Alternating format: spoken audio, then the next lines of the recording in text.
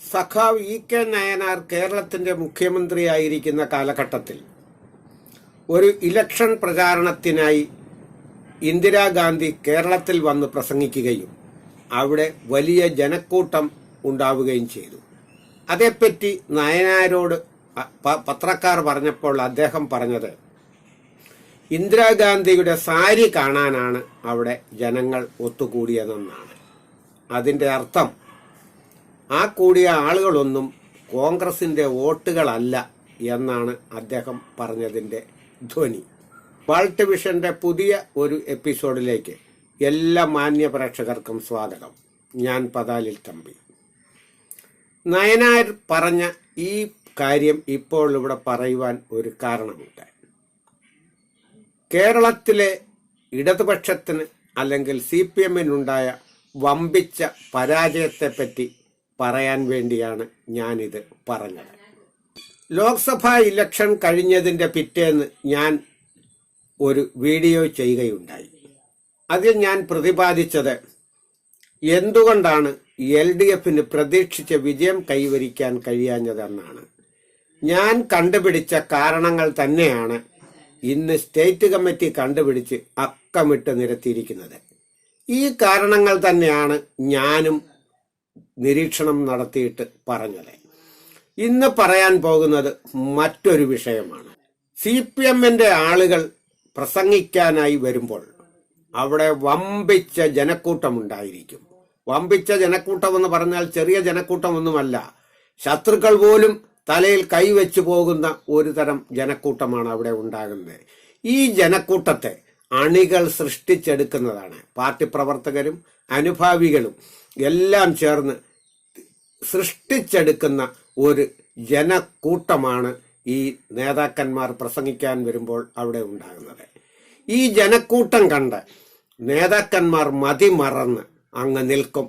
എടാ, എന്റെ പ്രസംഗത്തിന് ഇത്രയും ജനലക്ഷങ്ങൾ അല്ലെങ്കിൽ ആയിരക്കണക്കിന് ആളുകൾ ഇവിടെ വരുന്നുണ്ടല്ലോ, അപ്പോൾ ഈ അണികൾ മുഴുവൻ ഞങ്ങളുടേതാണല്ലോ, CPM-ന്റേതാണല്ലോ എന്ന് അവർ ഓർക്കും.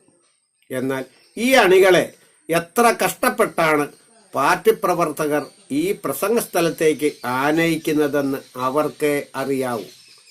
ഈ ജനക്കൂട്ടത്തെ കണ്ടുകൊണ്ടാണ് പാർട്ടിക്കാർ ഇത്രയും നാൾ തല ഉയർത്തി നടന്നത്. ഈ വോട്ടുകൾ മുഴുവൻ ഞങ്ങളുടെയാണെന്ന്.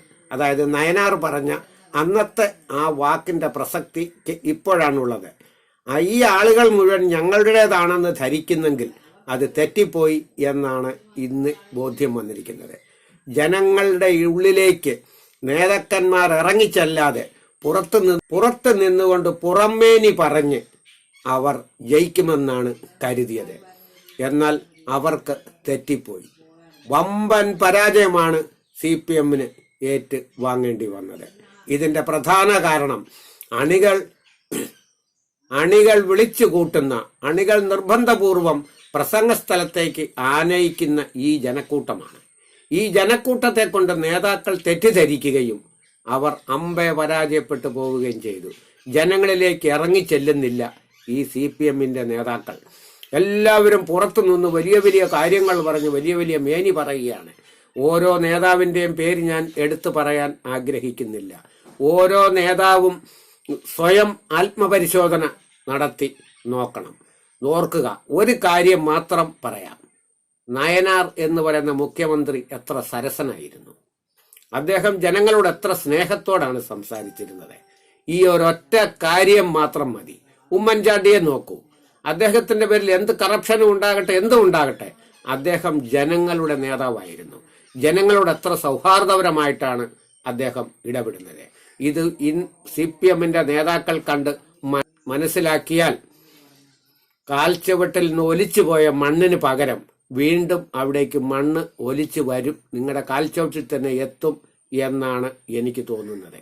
അഥവാ അത് അങ്ങനെ നേതാക്കൾ മനസ്സിലാക്കുന്നില്ല എങ്കിൽ നിങ്ങളുടെ കാൽച്ചുവട്ടിലെ മണ്ണ് ഒലിച്ചു പോയത് തന്നെ എന്ന് കരുതിക്കോളൂ. എൻ്റെ ഈ വീഡിയോ ഇഷ്ടമായി ലൈക്ക് ചെയ്യുക, സബ്സ്ക്രൈബ് ചെയ്യുക. മറ്റൊരു വീഡിയോയുമായി വീണ്ടും വരുന്നതുവരെ നമസ്കാരം.